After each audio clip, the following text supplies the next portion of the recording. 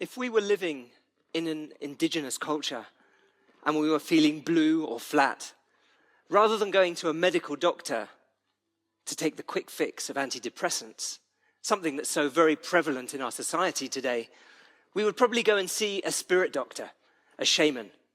And the first questions that we would be asked is, when did you stop singing? When did you stop dancing? When did you lose your connection to rhythm? You see, in indigenous cultures, there's no separation between work and life. The whole idea of work-life balance is really a foreign concept. It is rather work-life integration. Work-life integration. People are more connected to nature. They're more connected to themselves. They're more connected to each other. Those gut feelings that we have when we take the time to listen to our intuition are of commonplace. Community is strong, and music accompanies every aspect of life. As an example, in the Malinke tribe of West Africa, if there was a farmer without children, which would of course be rare, when the fields are ready for cultivating, rather than calling the laborers, he would call the djembe players, the musicians. The sound of the drums would be a calling to the people. There would be a gathering, a party, and by default, the fields would be ploughed. Here in the West, we've lost that connection. And yet there's thousands of rhythms and songs that accompany every aspect of life, from ploughing the fields, to going to war, to celebrations and rites of passage. And so, with music in mind and to lift our spirits, let the music begin.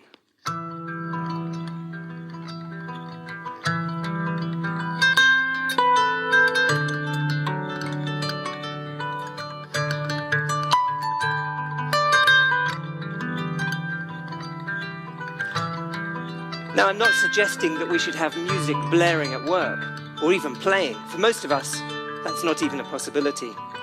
But with burnout unquestionably on the increase, even doctors, for them alone, there was an increase from 2011 from 33% to 2012 to 41% for doctors in Switzerland alone. So surely it's time to take the wisdom of indigenous cultures to enhance our own life and our own life experience.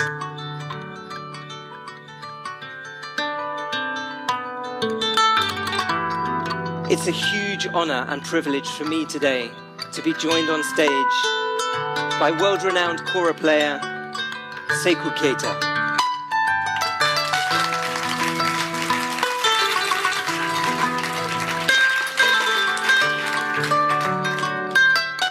Now, one of the things that I've learned from the extraordinary musicians that I have the opportunities to work with, but in particular from Seckou, is that beyond the pulsating rhythms and the beautiful melodies that we hear, how the music is made holds so much wisdom. And so the invitation over the next 15 minutes or so is that we go on a journey. We go on a journey together to explore that wisdom. And for those of you watching on the live stream or online, please, the invitation to you is to turn up the volume of your speakers and to join us.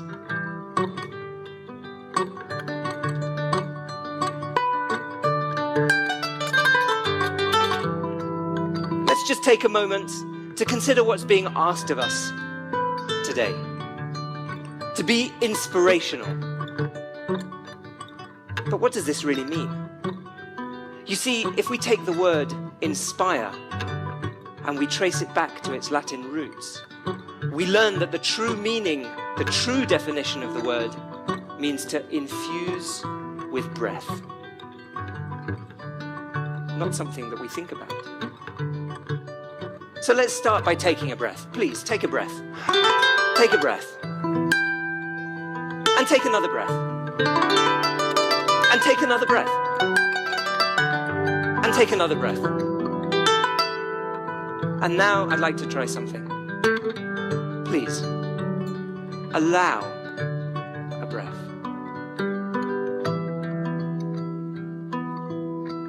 So is there a difference between taking and taking and taking and allowing? Of course there is. There's a significant physiological difference, and we can feel it, right? And this allowing is about giving space. Space for our human relationships. A number of years ago, I was running a corporate conference on the wonderful island of Lanzarote, 1,000 people singing and drumming together. Our session ended the conference, and when we finished, the CEO took to the stage, and with tears literally rolling down his face, he looked at the people in front of him and said, "When I get home, the first thing I'm going to do is to tell my 10-year-old son how proud I am of you, my team." You see, he left true space. Space for authenticity. Space for vulnerability.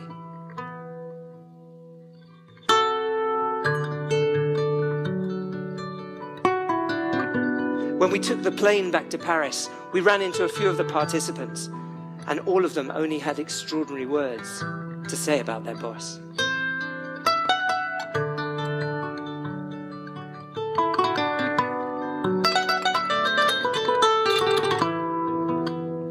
You see, vulnerability is the key.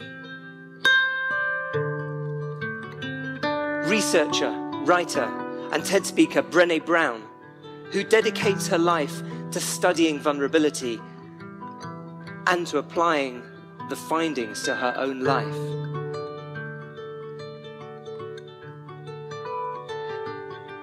found that vulnerability is the key to creativity.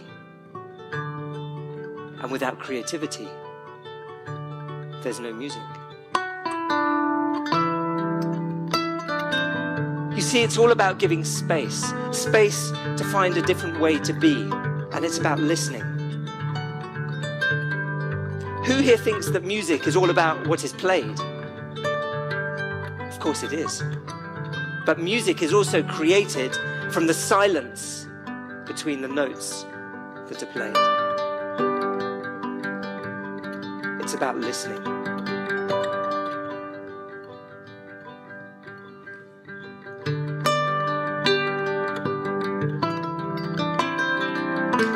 And here we are at EHL, École Hotelière de Lausanne, probably the very best hotel school in the world, where we learn everything about the hospitality industry. One of the things, of course, that's key is how we coach our teams, in any sector, in fact, our peers, our colleagues. And our capacity to coach comes from our capacity to listen. Our capacity to listen comes from our capacity to be. Allow.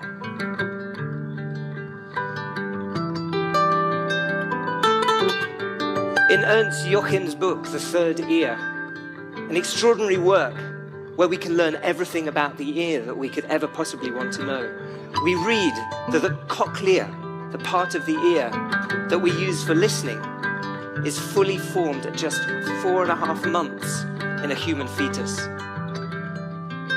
And yet, how many of our human relationships are truly defined by how we listen? And so, of course, if we choose, or can choose, how to define our human relationships, it's all about taking responsibility. So I have some good news for you today, and I have some bad news. Tell me, what would you like to hear first? The bad news, okay. The bad news is, it's all about you. The good news is, it's all about you. You see, if we're going to take responsibility for how we breathe, how we allow, how we listen, we can also take responsibility for how we communicate and how we connect with each other. I could give this entire talk staring at my feet. Or even worse, I could be chatting away to you with my back to you. Ultimately, there's never any right and there's never any wrong. All there is awareness. And the more awareness that we foster, the more choice we have on where to put our focus. And so if we're going to take responsibility for how we breathe, how we listen, how we connect, how we communicate, surely we can also take responsibility for how we respond or react in any given situation. A number of years ago, I gave a weekly drumming class at a high-security flagship prison for rehabilitation in the UK. Every week, I was locked in a room with 14 prisoners, murderers, rapists, armed robbers. And yet how these men dealt with their frustration when they couldn't grasp a rhythm that I was showing to them was exemplary.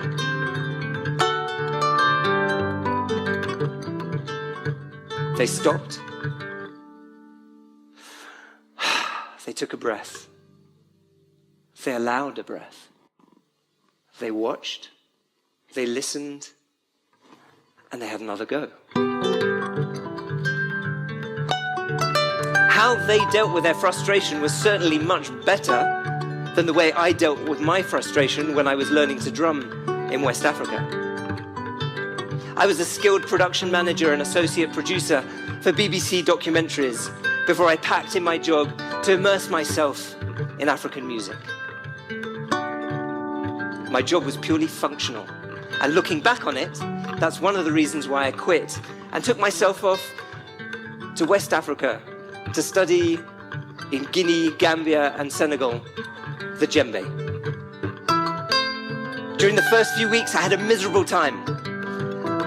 I had this persistent thought that was going round and round in my mind, that the teacher that I had chosen for myself was not allowing me to learn. Now, at that time, if someone had told me to take responsibility for my thinking, I'd have told them to go. I hated him, and it was his fault. And after 3 weeks, and nearly changing my air ticket to go back to the UK, I watched, and I thought, and I watched, and I thought, and I watched, and I thought, and I watched, and I thought, and then I realized that the problem was not so big. You see, I'm right-handed, and he was left-handed. And so all I needed to do, rather than sit next to him during my classes, was sit opposite him. And so when I finally did manage to slow myself down, rather than blame him, I took responsibility, and we found the solution. You see, a blame culture is so very destructive.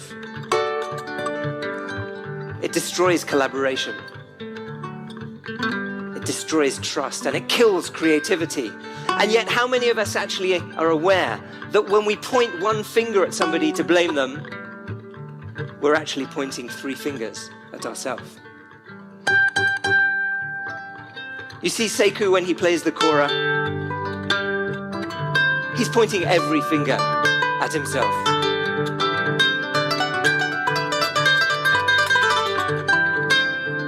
He's entirely responsible for every sound that he makes, for every string that he plucks.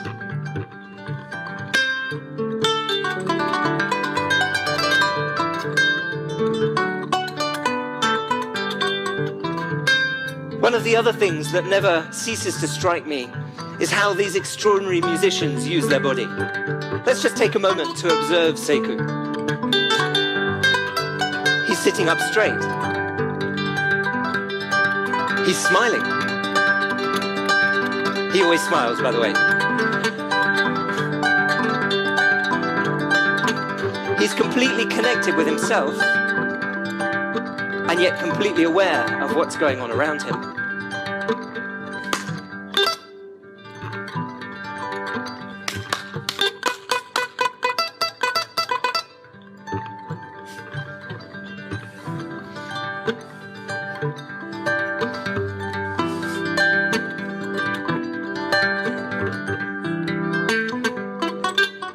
How are we sitting now? How are we breathing? How are we holding ourselves? You see, in our desk-orientated culture, we do this so very quickly. And this cannot possibly be perceived as performance. You see, performance is anything we do when somebody else is watching us. When we meet somebody new, already our mind makes thousands of computations. Is the person to be avoided? Are they approachable? Are they friend or foe? Do they have status and authority? Are they likable, confident, competent, trustworthy?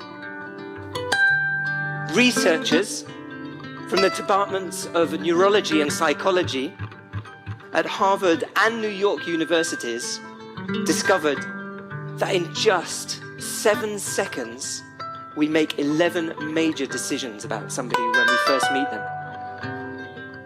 Imagine a senior manager gets off a plane to meet a team for a project that she's going to manage virtually. She has one meeting to create trust and to create relationships. You see, her self-awareness has to be so very acute if she is to maximize the impact that she will have on other people and her team. And how often at work do we consider the impact that we are truly having on other people? In our functional roles today, of course it's about balance. Balance between the function that we're paid for, but also balance with our awareness. And the balance that I refer to are the two aspects to music. The first aspect is rhythm.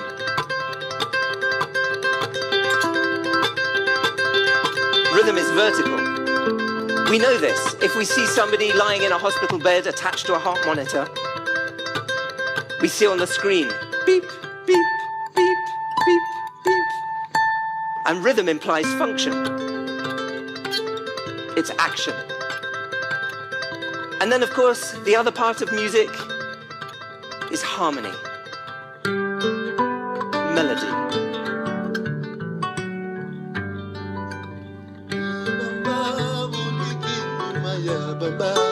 Metatuba,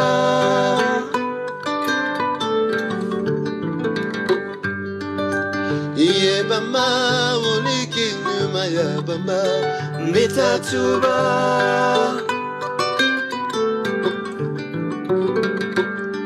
Senegal ngalula bamba, Sijun ngalula bamba, Kamin ngalula bamba, Sijun ngalula bamba, Kamin ngalula bamba, Senegal ngalula bamba.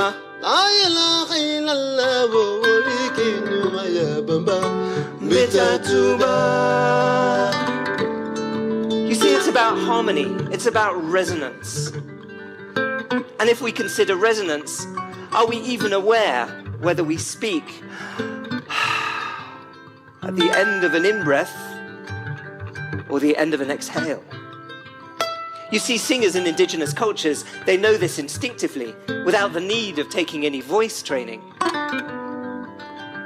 But hoteliers who need to create resonance with their clients, project managers who need to present and defend projects and manage their teams, senior leaders who are discussing strategy or billion-dollar mergers and takeovers, so often get caught up in the message as opposed to how to be an effective messenger.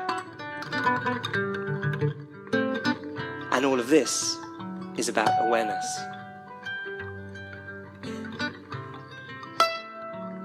Ladies and gentlemen, today I share a stage with a man that I've known for nearly 20 years. Like in any relationships, we have our ups and we have our downs. We come from very different backgrounds, very different cultures. And yet, it is the acknowledgement of our differences. It's how we listen to each other. It's through respect, dialogue, deep empathy that defines our relationship. And the definition of our relationship allows us to enrich each other's life experience. So we'd like to end our talk today by asking you a question. And that is, what is it that defines your human relationships? We'd like to thank you for your listening. And whilst you ponder on the response to the question, enjoy the music.